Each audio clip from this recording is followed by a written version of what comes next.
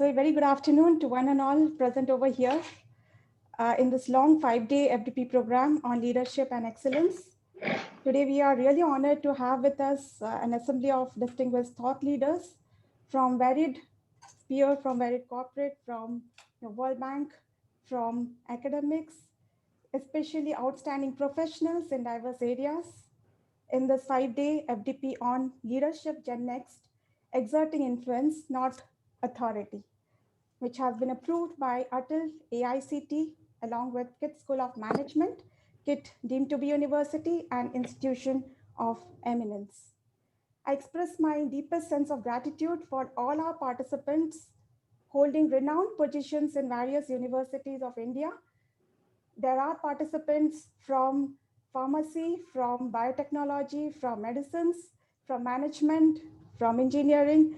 So it is not only a galaxy of faculties, but also there are many academicians from worldwide as well as from the corporate.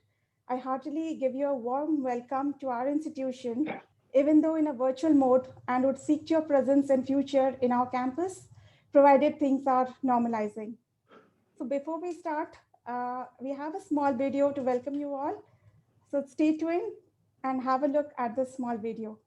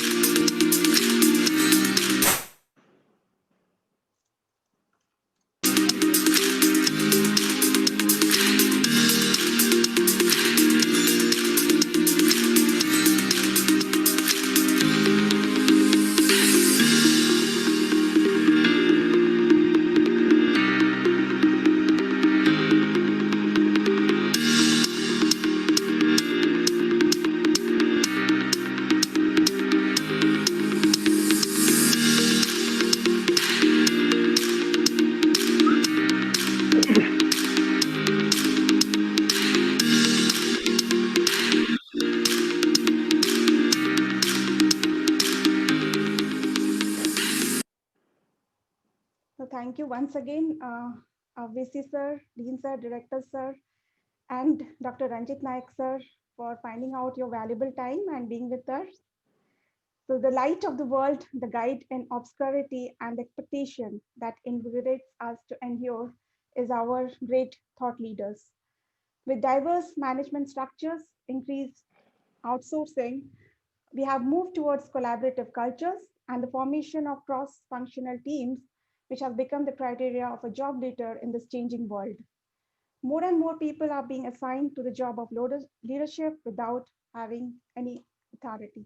So the goal of this program is leadership, not exerting power, but influence. Today's most effective leaders exercise a different type of power of serving people and the environment. And it's an era of enterprise 4.0 where every organization must prioritize sustainable development. This new style of leadership is mostly about constant learning from every sphere for an overall holistic growth. So I thank all our revered dignitaries for taking out their valuable time and gracing the occasion. Thank you so much. It means a lot. Now I would request our Dean Sir, Professor S.M. Mishra, to give the welcome address of the program. Dr. S.M. Mishra is a PhD in economics, and he has a work on the challenges before the self-reliance in critical defense technology. He has been an experience in various sectors, and he was in Indian Economic Service, where he did his cost-benefit analysis of World Bank project and handled International Development Agency DEX. He was an officer in the Indian Defense Account Service, where he served as a director of finance with DRDO, financial advisor, as well as joint secretary to the Indian Air Force and JS Aerospace. He has authored the Defense Procurement Manual, drawing encomiums from the Prime Minister's office. Post-retirement, Dr. Mishra teaches economics and contributes handsomely to prestigious research journals. I request Professor Mishra to take over and welcome our guest. Thank you, sir. Over to you. Good afternoon, friends. On behalf of our venerable founder of KIT Education, Professor Achyuta Samanta, Vice Chancellor Professor Mahanti, Vice Chancellor Professor Sasmita Samanta, the Registrar, our Director Professor Saroj Mahapatra, and all my colleagues, and in particular Professor Sikta Singh, who is the coordinator of this particular wonderful program. I welcome all of you to the lovely virtual FDP program being conducted from today. It will be a 5-day program, and I'm really delighted to find that more than 116 participants have already been part of this virtual platform. We got response from almost 200, and it is really wonderful to find that 118 participants from all over the country are participating in this wonderful program. I thought I'll just share with you, friends, that in 2010, I had the good opportunity of attending an international seminar in the Marshall Institute of Strategic Studies at Munich, where I represented India. And there were about 128 countries who had participated. And the theme was World 2020. And one of the defining themes that came out of that particular seminar, defining message, was the role of leadership in transforming countries. You know, countries like Turkey, even small countries like Brazil, China, how transformational leadership has been very, very effective in changing the economic, political, and social landscape of countries. And in this particular transformation, the youngsters, the Gennext, play a very, very critical role. And therefore, the theme that has been chosen, how instead of exerting authority, how we could influence the young minds to be the real leaders of the next of the times that lay ahead of us. I find it extremely wonderful that during the next 5 days, the best in the field of HR in leadership roles would be speaking to you. Please do take due advantage of these wonderful lectures. And I have no doubts in my mind that such platforms give us the most wonderful opportunity to get very, very interesting facets of leadership, particularly from people who have immense experience in leading youngsters, in leading big organizations. So in particular, I would like to thank Dr. Ranjit Naik, um, uh, senior staff member of the World Bank and currently chief advisor to the government of North Macedonia and government international and European affairs to have consented to give the keynote address. So again, on behalf of our honorable founder, our director, I welcome all of you for a wonderful time during the next 5 days and enriching yourself during a time when most of us felt very despondent because of the crisis that has been looming around us. And I'm happy to note that the Aicte University and School of Management has been doing all that it can to ensure that the momentum of education, the intellectual discussions are constantly, ebbing, and the students and the academics at large to share the concerns, the challenges, and the opportunities that lie ahead of us.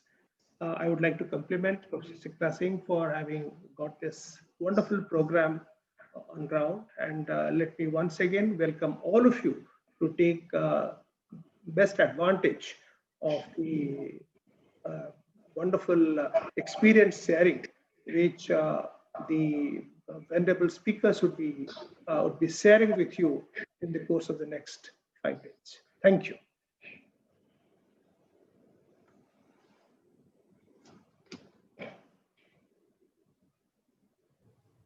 Thank you so much, sir, for the welcome address. Now I will request our director, sir, Dr. S.K. Mahapatra.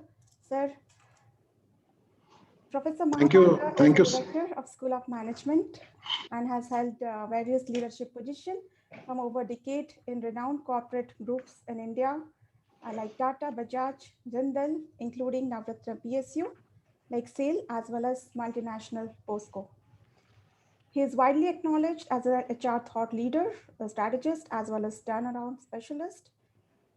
I would request sir to address our guest as well as our gathering and set the context of this 5-day FDP program. Thank you, sir. Thank you, Sikta. Esteemed Vice Chancellor, Professor Hrusikesh Mohanty, thank you, sir, for joining from Hyderabad. Distinguished keynote speaker, Dr. Ranjit Naik, respected Registrar, Professor Gyananjan Mohanty, thank you for joining in, sir. Thank you, sir. Erudite resource persons for this faculty development program, our Dean, Professor S.N. Mishra, my fellow faculties, and all the participants who are registered for this 5-day faculty development program, which is starting tomorrow. Please accept our humble greetings in this new year on behalf of Aicte University, Aicte School of Management, your host for this 5-day program. We are all delighted to have you here today. I will join Professor Mishra once again to welcome you all. I will be personally meeting you again tomorrow. As in the morning, I have a session with you. Therefore, I refrain from speaking on the theme of this FDP, as we are all eager to hear our esteemed Vice Chancellor, and most importantly, Dr. Ranjit Naik, the keynote speaker of today. However, I have a duty to do. I have to give an overview of this program, though you already have the schedule mailed to you, I presume.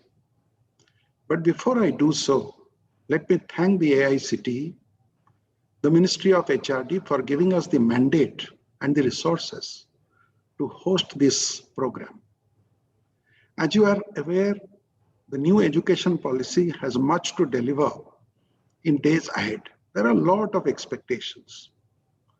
And the most critical resource for delivering success is the faculty.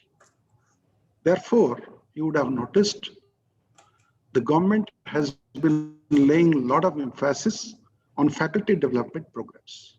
Fortunately for us, guided by the vision of our honorable founder, Dr. Achyuta Samanta, Aicte University, which is today acknowledged as an institution of eminence, has been consistent in its faculty development program offerings, not only for our own faculty, but also for all faculty, whosoever is keen from wherever he belongs.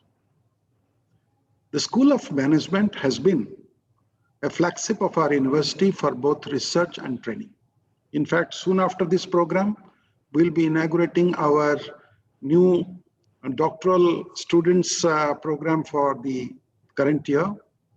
There will be 30 research scholars who will be starting their PhD journey with the School of Management. This FDP is the fourth offering in this pandemic year, 2021, from the School of Management. Despite the lockdown, despite the difficulties, we have carried on not only the regular teaching of MBA students, BBA students, doctoral students, but also we have not ceased in terms of planning, faculty development programs, research activities at all. This particular program has been paced and designed very carefully, keeping the online environment in view. There are 3 sessions which we have planned for every day, 1.5 hours each with a half an hour kind of break, so that at a very leisurely pace, whatever discussions happen, that can properly sink in. And this session begins from tomorrow till Sunday, it will continue. The resource persons who shall be conducting the program sessions have a diverse background with deep experience as practice leaders in corporate sector, in development sector, in consulting space, and of course, also part of the academia and part of academic research. Allow me to just mention their names to thank them for their support. We'll have Dr. Gaurav Das, who is a laparoscopic and bariatric surgeon, Amri. We have with us Dr. Svetlina Vidyadhar. He's Senior Vice President and Global Head, MPS Interactive, Mumbai. We have Dr. Devjani Roy, Chief HR Officer and Bind Your Fleet, Chromosome Software Private Limited. He was a former HR head of SRL Diagnostics. We have Dr. Rai Guru Mangesh, a corporate guru, founder of Turan, a certified neuro-linguistic programmer and trainer. We have Jayant Jayaprakash, founder, director, and CVO at 12th Harmony Private Limited. He's an influencer, a transformist. We have my colleague, Dr. Ashok Sir, who is the program chair of the MBA program, a very distinguished professor of strategy. We have Dr. Sunil Sarangi from XLRI Jamshedpur. We have Dr. Mitali Das, a consultant psychiatrist. We have Mr. Srimanta Panda, who is General Manager Finance at the PSU Maharatna Nalco. We have Dr. Abha Mishra, who is the UNDP head at Bhubaneswar. We have my colleagues, Dr. Ishan Mishra, Dr. Sikta Singh, Dr. Isha Mishra, and Dr. Ipshita Naik. They'll be coming in between. We have Dr. Jayalakshmi Shamal, who is the zonal head of Bharatiya Yoga Sansthan, Odisha. You can see we have a mix of wisdom from all fields for this program. And I think we could not have chosen a better day to inaugurate this program,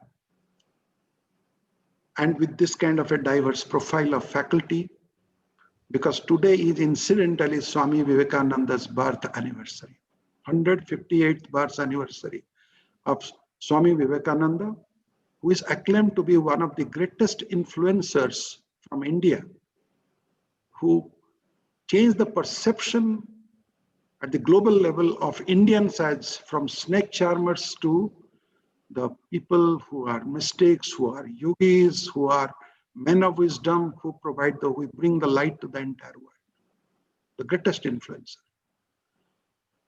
There could not have been a better day to start this program on leadership, using the power of influence. I hope the participants will enjoy each of the sessions and will return richer with the collective insights gathered together from a diverse pool of faculty resource persons for this program. I once again thank Dr. Ranjit Naik, our esteemed Vice Chancellor, Registrar, and the galaxy of resource persons who have kindly agreed to speak at this conference, and not to forget the participant without whom this program has no meaning. This purpose of this program is you all. So once again, I welcome you all and thank you all. Thank you so much, sir, for setting the context of this 5-day FDP program. Now I would request our Honorable Vice Chancellor, sir, Dr. Hrishikesh Mohanty, sir. Thank you, sir, for taking out your valuable time and being over here. Professor Hrishikesh Mohanty is a professor in the University of Hyderabad with long 33 years of experience, and he has a PhD from IIT Kharagpur and has a long-standing research experience in distributed computing, software engineering, business process re-engineering, and mobile computing. He has a vast teaching experience and has published several papers in various reputed national as well as international journals. He has been extensively engaged in implementing e-governance system for the university. In addition, he is a literary with 3 Odia poetry books to his credit. I thank you, sir, and I welcome you again to this 5-day FDP program. Thank you so much, sir. I would request you to give your presidential address to our aspirant leaders, those who are over here. Thank you, sir. Thank you, Dr. Sikta.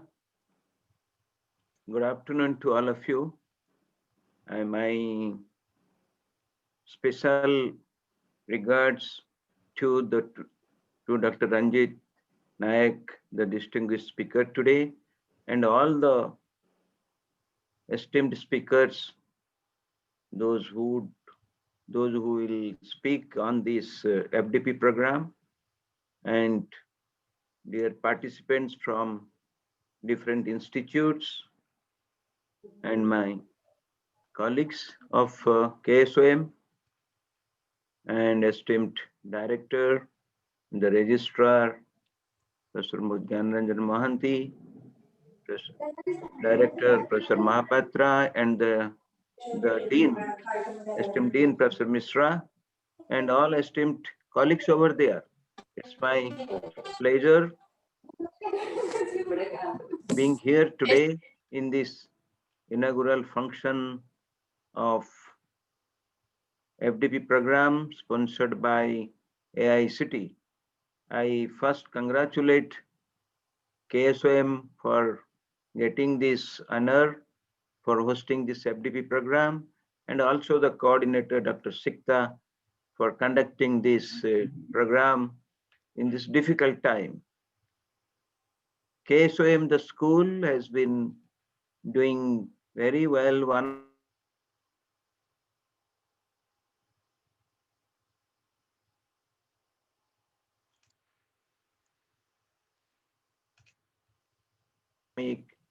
and the research, and are very valuable participations of the colleagues of there. I am sure the participants of this FDP program, the participants will be greatly benefited from the talks by our colleagues of KSOM and also the speakers from different walks of life. As I heard Professor Mahapatra, the director, listing the names and their domains of experience. It is a wonderful opportunity for the aspirant of tomorrow world to shape themselves based on the experiences of these practitioners, professionals, and academics. The title of the FDP is very apt when we tell that, the leadership, Gennext, influence, not power. This title speaks a lot. First thing is that what exactly we mean by the Gennext. The next generation, how do I define the next generation? And this definition again varies from the domain to domain. Is the next generation is some way better than the current generation? Or is the next generation, is it timely for the tomorrow? What are its properties, the generation properties we visualize? The next generation managers, if I say the next generation doctors could be different. The next generation farmers could be also different. So what then the commonality between all these things? Is there any commonality among these different domains to say that the next gen world will have this property? Next is that, the leadership. What do I need a leader? The leadership we have seen, I think Professor Mahapatra is very aptly has remembered our Swami Vivekananda's birth anniversary today. He is the leader who led the whole Indian population to a some kind of a recognition which has been lost in course of the time.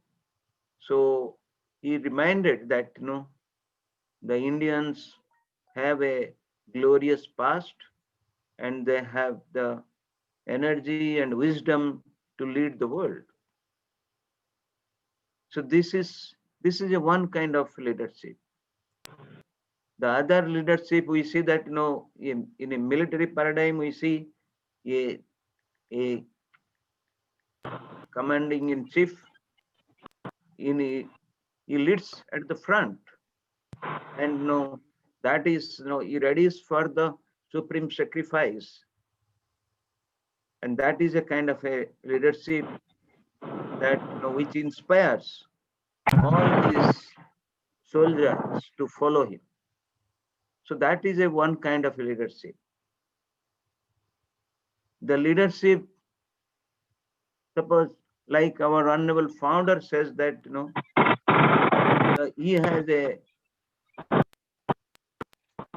an aim, he has an objectives, he has a willpower to do something good in the education field or for the downtrodden tribals, and he went on his own way and now the world to follow the model and replicate that.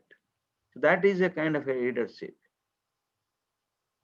And the leadership, what commonly is seen is that the leader moves with others. Either the others are inspired, or in some way the leader nets them together to move forward. That is the point, is to be seen very deeply. So once somebody follows inspired, that means it is the one who follows. He just accepts the leadership, and then those who are net in, somehow the leaders, by some way, something like Samadana Danda Veda, like this, by advising, by paying something, or by threatening, or by some scheming, he takes the people with. So that is a one kind of a leadership also is practiced.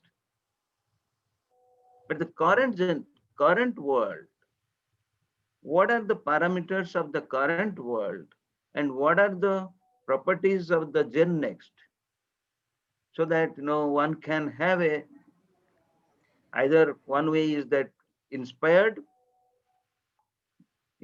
people just follow the leader, or the leader nets its people. So if it is the other kind, if the leader wants to net, so the others must be convinced to go with. So this convincing somebody depends on the acceptance. How does one accept the leader? This acceptance depends on the quality of the leadership, and also willingness of the person to accept. This could be, suppose, in a general, like business paradigm, or any objectives, when defined objectives. Suppose acceptance of leadership in a spiritual or in the military, there is nothing called acceptance. If spiritually somebody is biased, you will accept the leader. If it is militarily, then no, the soldiers have to accept it, and only the commander being at the front, it shows that this is how it is to be done.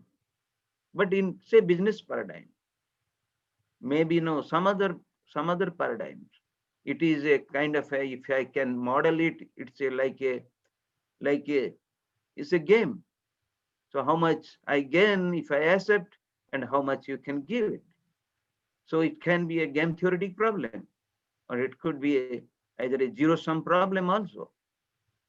So this is more practically to think is that can be leadership a zero sum game,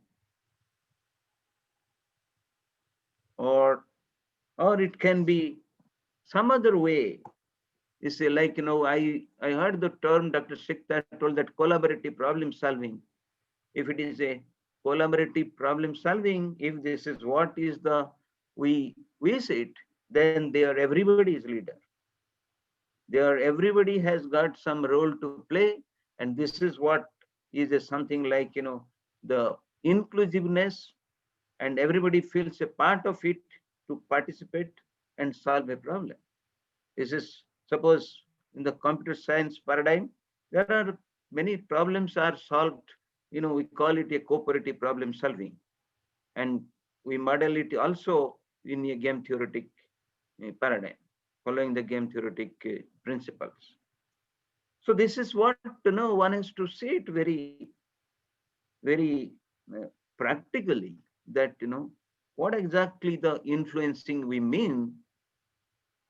Maybe it differs from the paradigm to paradigm, that what exactly influence we mean, and why exactly you need to influence. somebody. It's a free will. So in this, in the current world, is the free will is the call of the world? If this is the call of the world, then having the free will, how you make a decision, probably that is more important to understand. The leadership could be like, it's like a, what do you call, is a, you have a, your, uh, the voting kind of thing, which everybody has got some way to do it, some opinion. Then you take the best opinion in a sense, with with some majority, or having a value functions, and see that how you make a better choice of all the proposals, and then you take a decision. So this is what the collective decision is. So these are the many questions will come to the mind, that can there be a one leader, can there be a multiple leader? If there is multiple leader, then how do they coordinate, how do they solve the problem? In that way, it is a very, very interesting issue comes to the mind. I'm sure the practitioners and our very distinguished speakers will talk more from their experience. I'm just thinking, I just came out of the box something, but I'm sure whatever you do is, I mean, in the coming times, whatever the principle of influencing or making somebody uh, accepting your idea, if you want to have a model, or you want to have a mechanism, I think with this mechanism, it can borrow the idea from sociology, psychology, or the kind of a HR principles.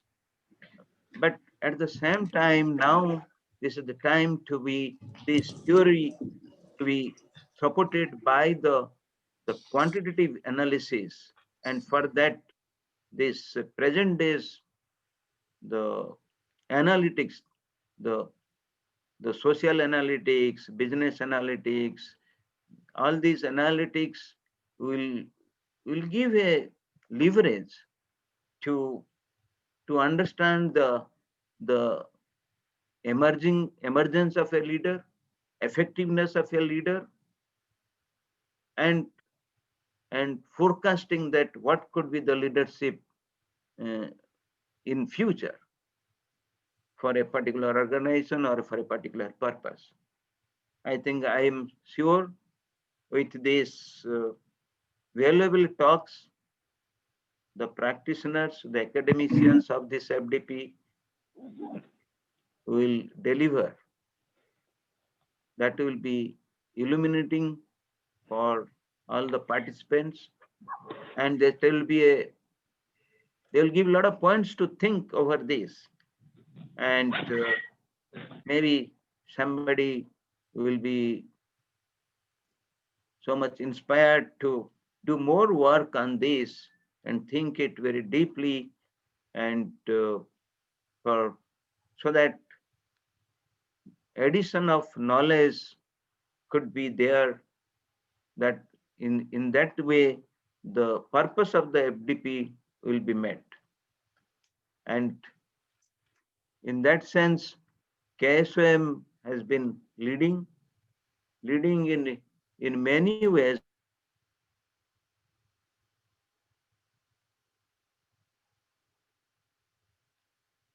and knowledge creations. In spite of the pandemic, KSOM has been very, very active. I must congratulate the school, congratulate the colleagues over there, and the esteemed director and the esteemed dean for this inspiring activities, and the students for actively participating in all this. And I also call upon all the participants from other institutes to get engaged with us very actively for practical problem solving and for the ongoing research. I also request all the professionals, esteemed professionals, those who are there, please help us in making a very institute of higher order. The dream of the honorable founder has realized the institute of eminence, but there is no bound to the excellence. And the excellence will come collectively when we work, and you from the outside, we from the KIT will join hand to solve the problems what the world today is facing. Thank you very much, and I wish you all the best. Namaskar. Namaste. Thank you so much, sir, for your valuable insights. Thank you. Now let me welcome Dr. Ranjit Naik. Namaskar, sir. Good morning, sir. I'm having a time difference of 5.5 hours from here. So Dr. Ranjit Naik has served as the Chief Advisor on European Union Affairs in the government of North Macedonia, supporting the work of the integration of North Macedonia into the European Union.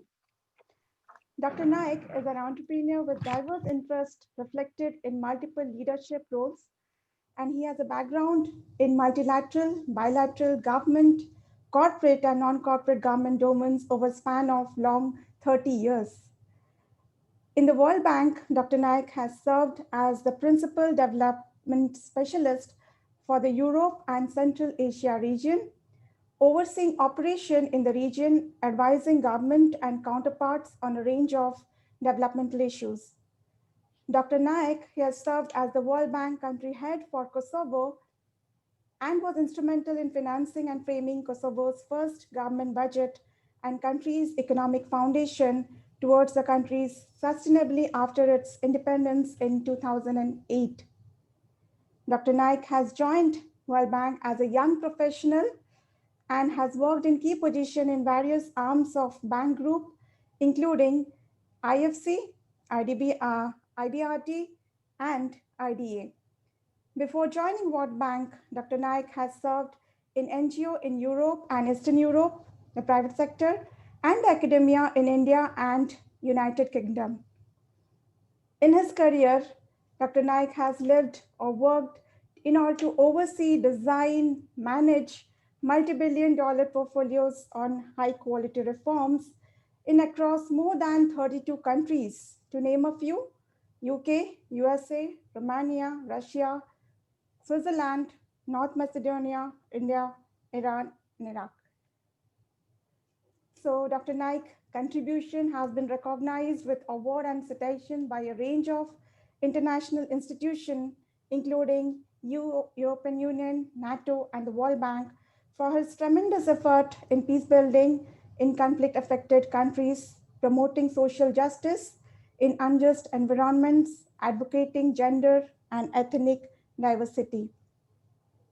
He has published on economic development topics, and his media engagement has included BBC, Voice of America, the Financial Times, and Washington Post.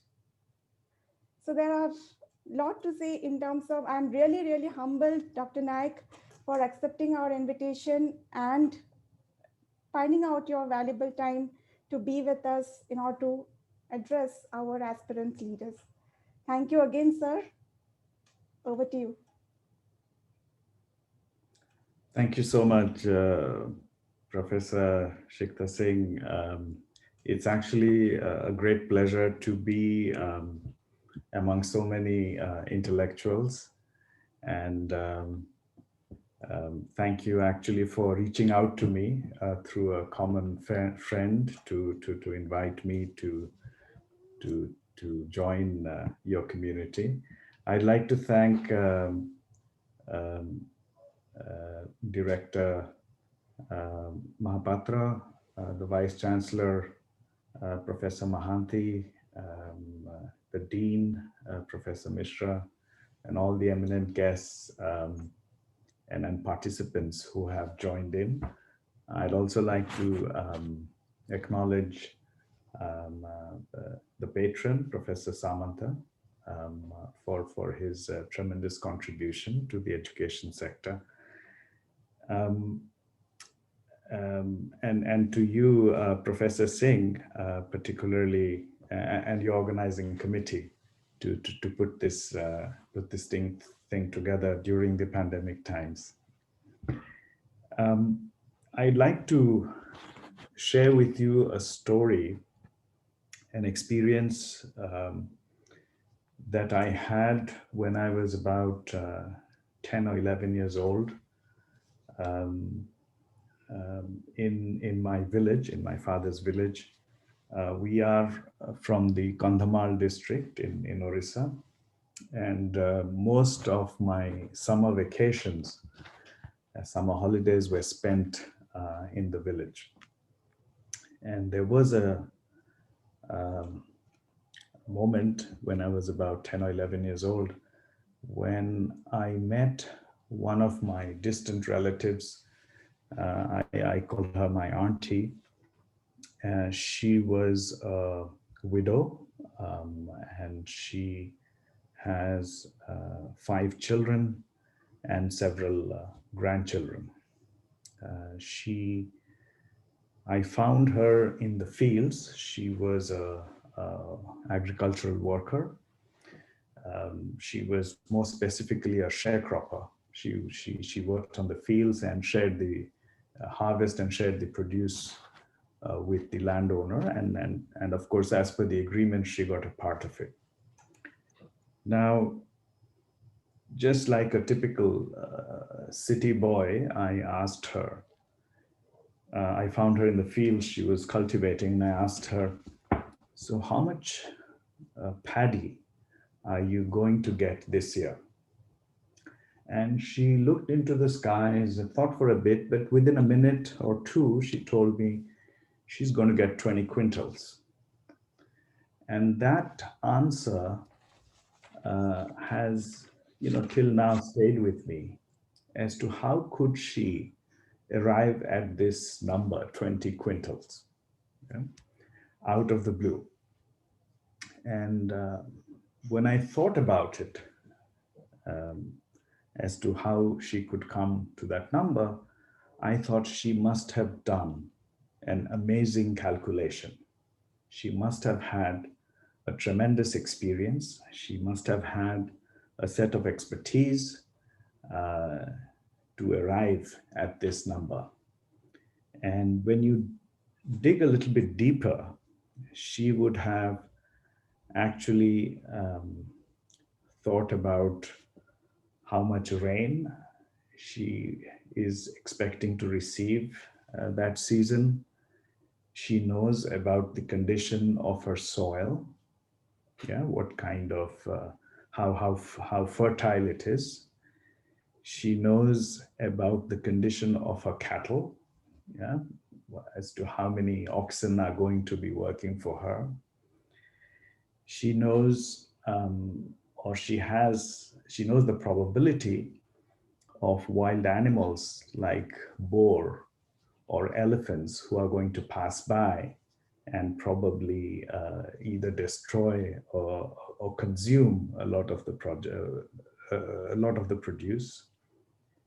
She also knows the condition of her nutrition, of her family, the 3 generations, as to her conditions of her chicken, her goats, her pigs that she has, and whether they're going to get food that year, whether they're going to have some rabbits, whether they're going to have some other animals.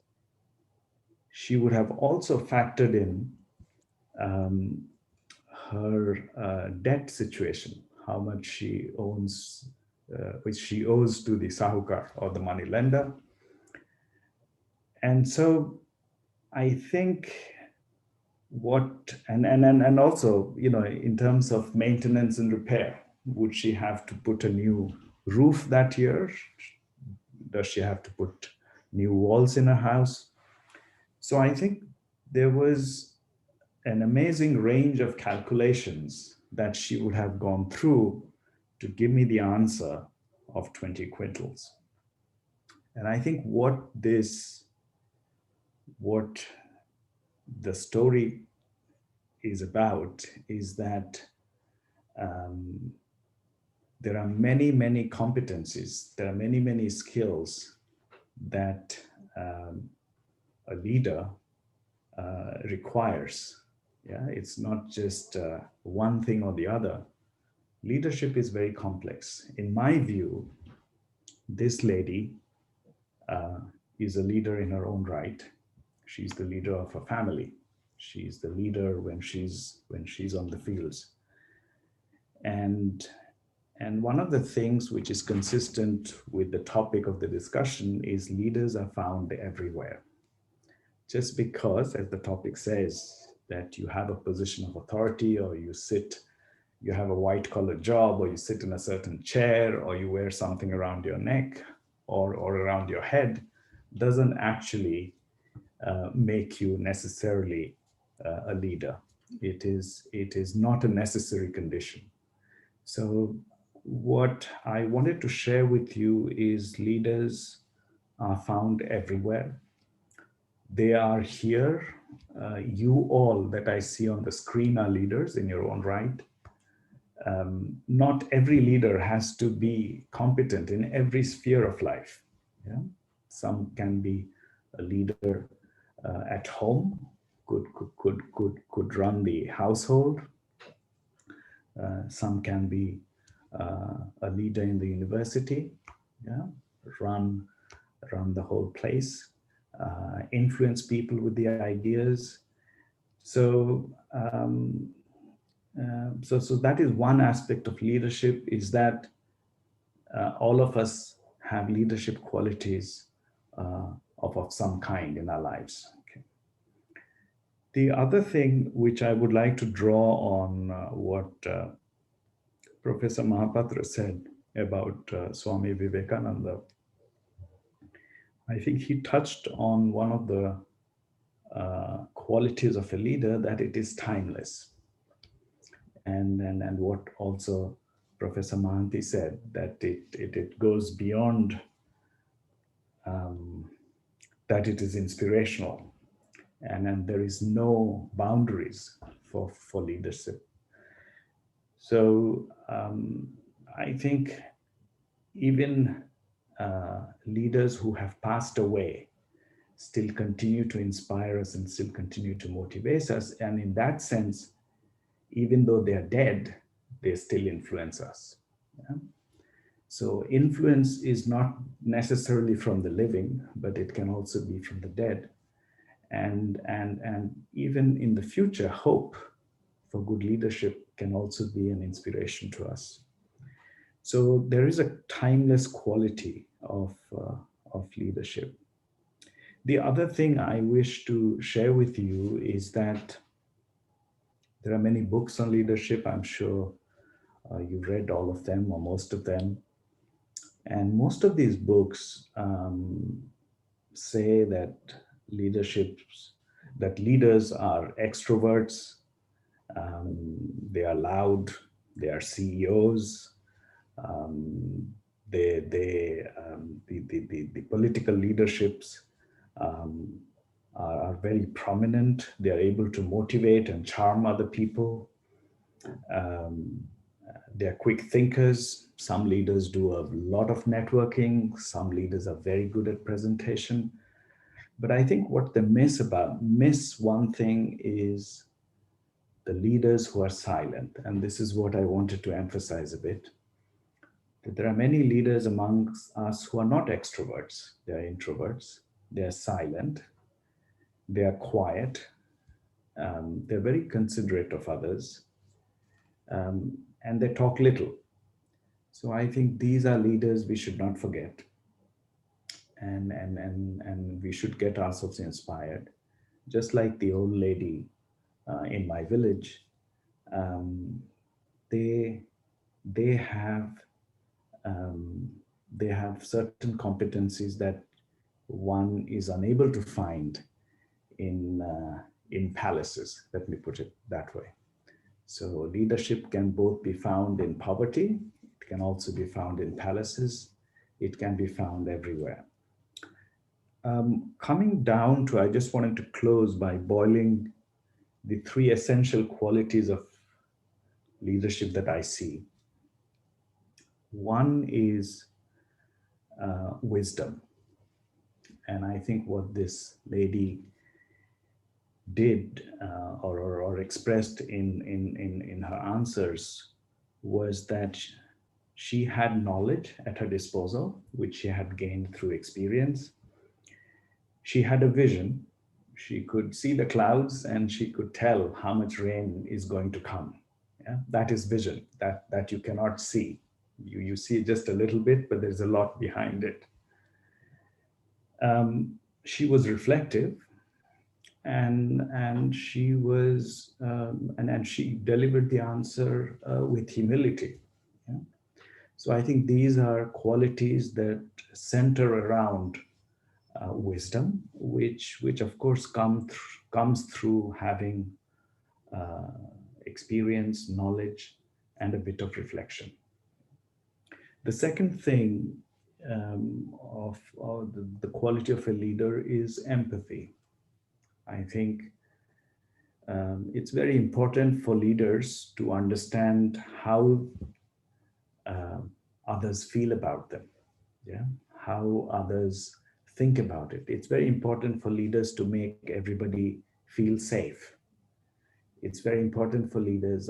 If I'm looking for certain leadership qualities, I would like to feel taken care of.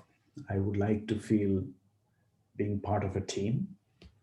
I would like to feel inspired and motivated. I would like to come to work every day, right?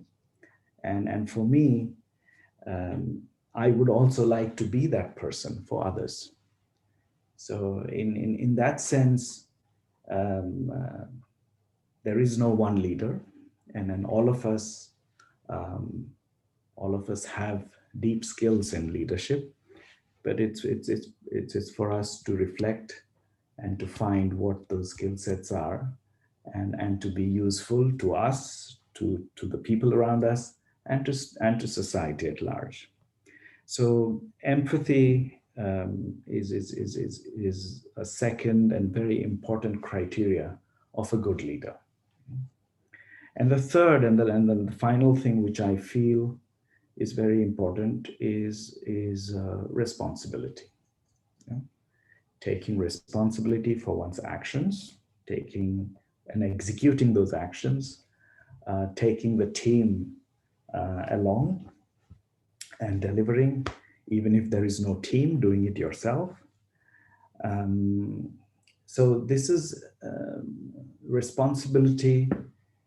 There cannot be a leader without any set of responsibilities. Right? So that's a very key intrinsic element of leaders. And I think these are the three key areas which are going to be important in the years to come, even after us, for having a better planet, for having a better society, for having a more ethical and moral and caring global citizenship. I think these are very important things. I'll stop here, and I'd be open to any discussion or questions.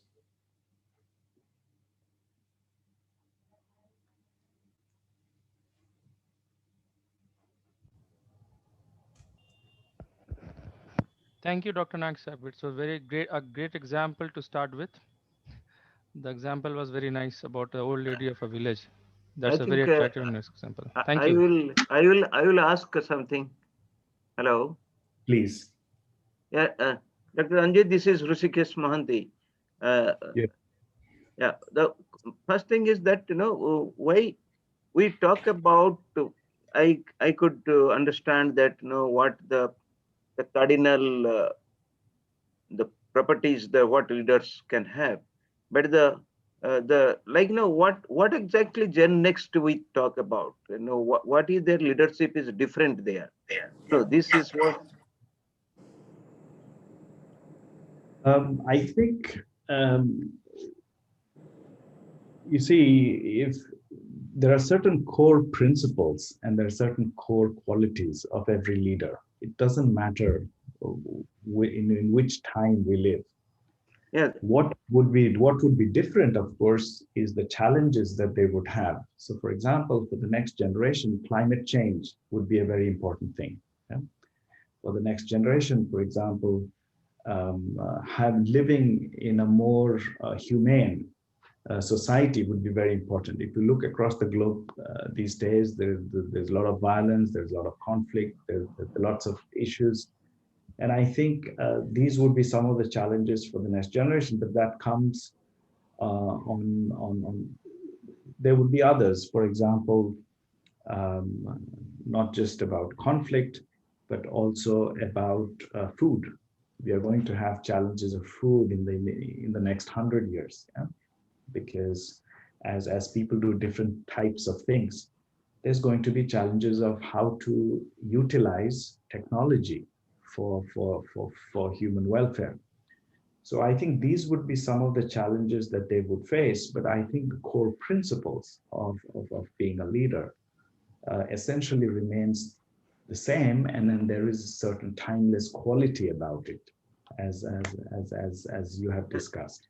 Yeah, I get that point, but that is a core value which is beyond the time.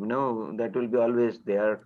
So that part I understand. But I think I hope the discussion of this FDP will concentrate on instead of only repeating those core values exactly for this coming world.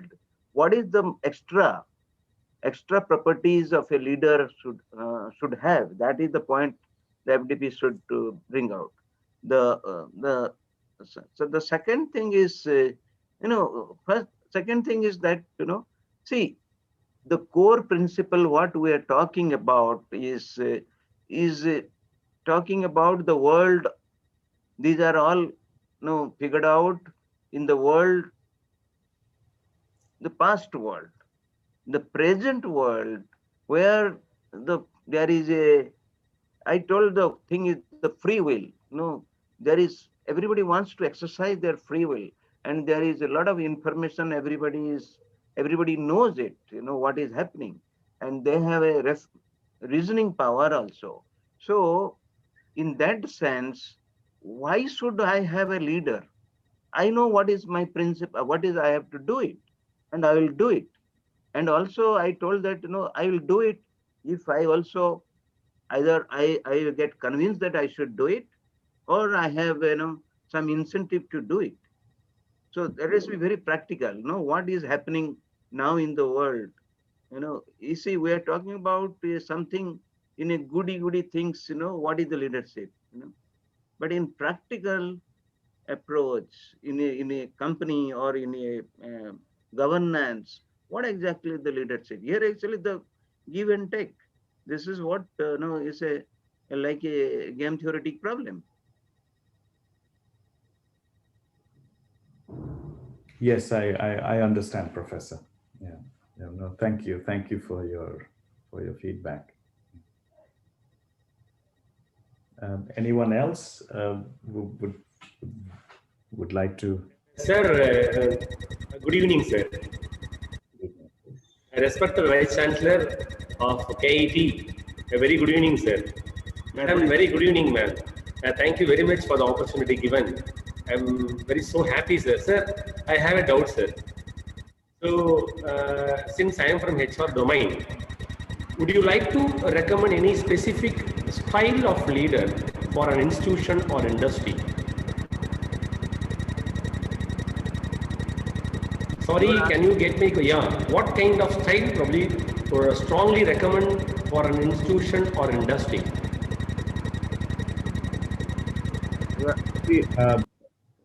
Thank you for your question, sir. I think one of the most important thing these days, and Professor Mahanti touched on it a little bit. I think there are two or three things which are becoming important with the information age. Yeah, as we have more information. I think one is problem-solving skills. Yeah. I think doing business as usual is no longer the charm. There are many of us who feel that if somebody tells us what to do, and then my leadership skills is limited to just delivering those responsibilities in my scope of work, that is good enough. Maybe it is good enough, but I think as we encounter new problems, as we live our lives longer these days and encounter more problems, I think we should be equipped to solve problems, small or big, doesn't matter. So I think problem-solving skills is a key thing. Secondly, I think a big area is we have to work with others. I don't think there is anyone who can do things by themselves. And working together is always stronger, it's always better, and the results are also more robust. So one of the things is we have to solve problems together with each other. And this is widespread, whether it is government administration, whether it's the private sector. And typically, you are in HR. It's very difficult also to assess these skills in a short interview, right? So I think you have to, the challenge for HR professionals in the world is how do you capture all these qualities or competencies of a candidate in a short period of time, yeah? on a piece of paper or in an interview. But these are some of the important things. The third thing I think which goes to individuals is having good judgment, good maturity. Yeah? Because sometimes I think that is more important than having the technical skills. You see, if somebody is smart or clever, they can always learn a new thing. But having good judgment, good character, having the maturity of thought is something which comes with reflection. Yeah, it doesn't necessarily come with age. One can be very mature and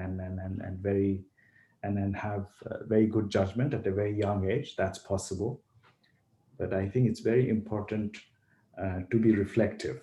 As we go forward, reflective means to stop, take a moment out to see where we are all swimming, where we are heading, whether it's a company, whether it's a society, whether it's a small, whether it's a government organization, doesn't matter. But I think being reflective is very important. And I appreciate your challenge being in HR as to how do you capture or assess these skills in an interview setting or in a CV review. But thank you for your questions.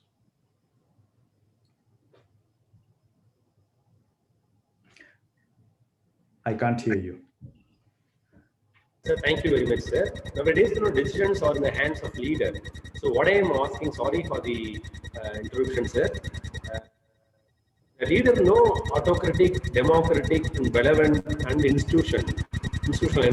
What kind of style probably you would like to recommend for them, particularly in academia?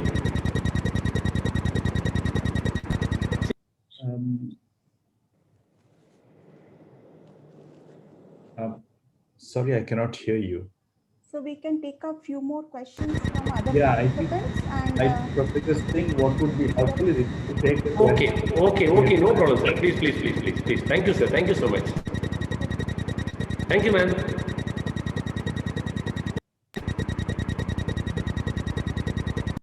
Mr. Vijay, can you mute yourself? Thank you so much, sir. May I have, there are a few more questions from the participants.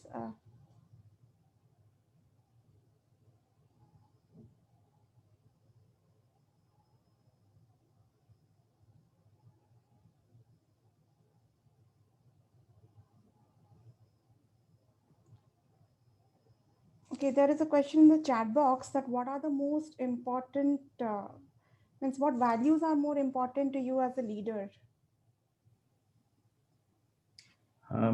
What values? I think being trustworthy, just to start with.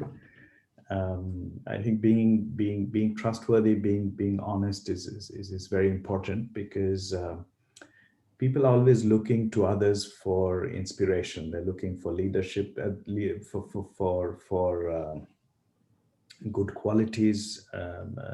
They're always looking for others to be okay, because that also has an effect on everyone following by the same values and same morals. So I think being honest, being trustworthy is a key character of any leader, or it should be the quality for every team.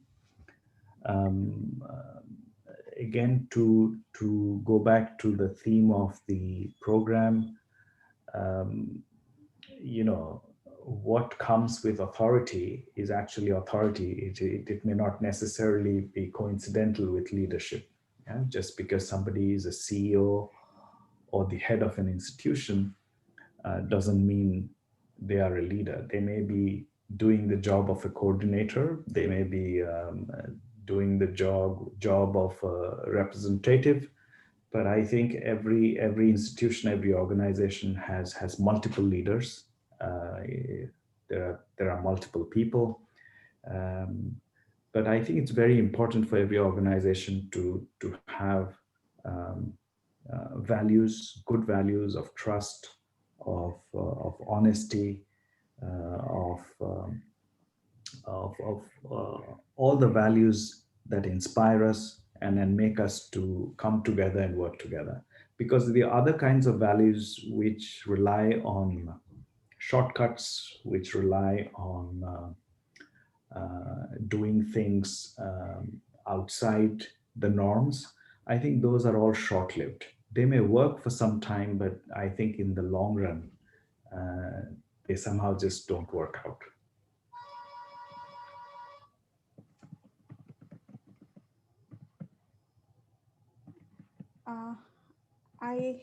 Is there any other questions from the participants? I see one hand raised up.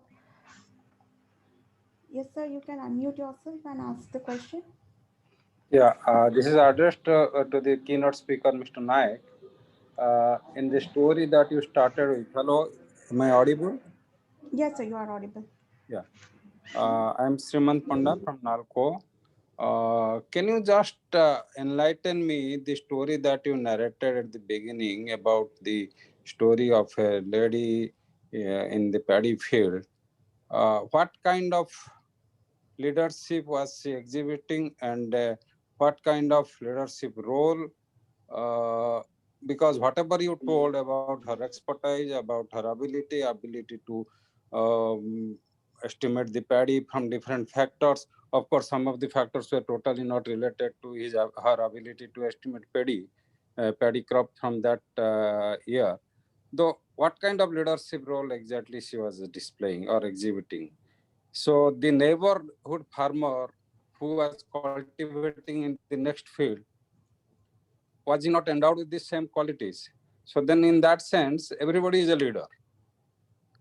I accept that everybody can be a leader in his or her own sphere, in limited sphere, in a family, as you told little before. But the story exactly you narrated, I couldn't gather how it was relevant as a leadership role model. Yes, sir. Thank you, sir, for your question. I think one of the things, I'm making it go backwards so it'll help us understand. I think one of the things which the lady expressed was wisdom. Yeah, having knowledge about her cattle, how much they could work on the fields, having knowledge about the quality of her soil and land. I think all this information is extremely valuable. So I think a good leader should have access to information, should have access to knowledge, and should be able to have the wisdom. Yeah, I think information based, knowledge based, and more important, with the wisdom part, which is processing all this, is very key to leadership.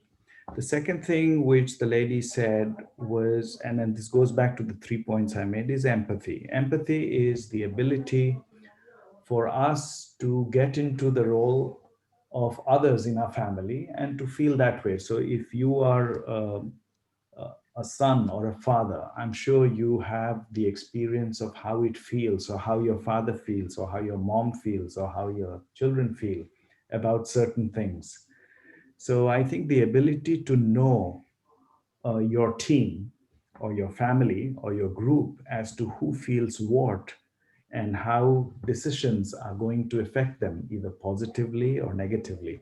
I think this is a very important skill for a leader to know. Otherwise, the leader, without having this information, might lose many of her or his team members behind, and will fail to understand. So understanding and building a relationship with your group, with your team, is very important. The third quality is responsibility. And I think leaders need to take responsibility. They need to be responsible. They cannot say, this is not my job, this is yours, and you should do it because you are in that position. And I think each one of us has to pull ourselves, our duties and our responsibilities. And in this case, the lady was taking the responsibility to produce food for her entire family. That was her job.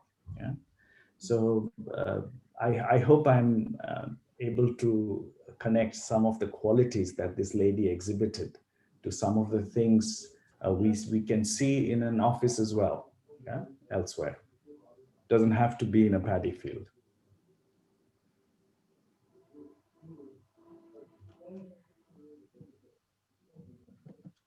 Thank you so much, sir, for addressing our participants and addressing to their queries. I hope it is indeed, it has been a great help for all of them. We have with us our registrar, sir, Professor Gyanaranjan Mahanti. Sir, I would request you to speak few words before we end. Professor Gyanaranjan Mahanti, sir. Thank you, sir, for finding out a valuable time. Thank you. Thank you, sir.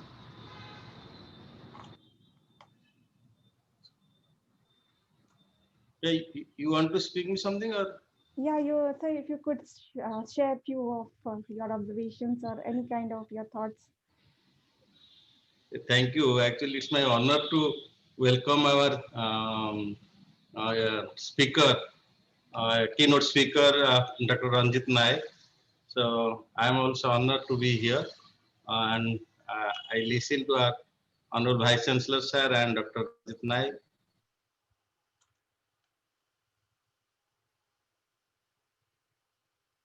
Because who are going to speak in the next 5 days. So thank you for organizing this. I'm also grateful to Atal, AICT Atal for giving us this opportunity to conduct this program. So thank you so much. Thank you so much, sir. So with that, we come to an end to this inaugural session. I thank you everyone, every participant, those who are here. And it has been a great honor on my behalf, as well as a part of our institution, our honorable founder, sir, and our extreme authority, those who are over here, who have created their extended help in terms of taking up this 5-day program to be a great success. I thank you, VC sir, Professor Shashikash Mahanti sir, for sharing his valuable thought and sketching out the model impact which every thought leader can bring up with a vision. I thank Professor Saroj Mahapatra, the leader of our institution.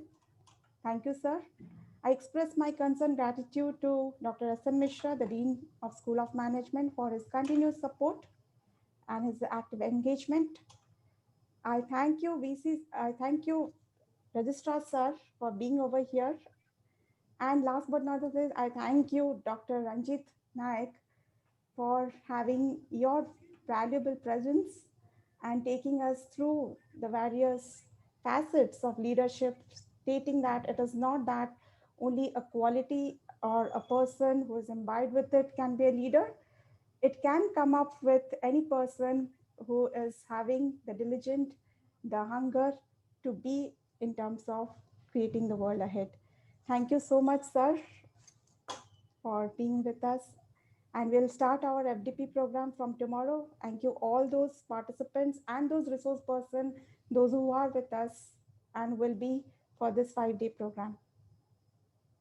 Thank you, sir. And thank you, everyone. Thank you very much. Yeah, thanks for inviting Professor Sir. Singh. Okay, all the best to the rest of the team. Thank you, sir.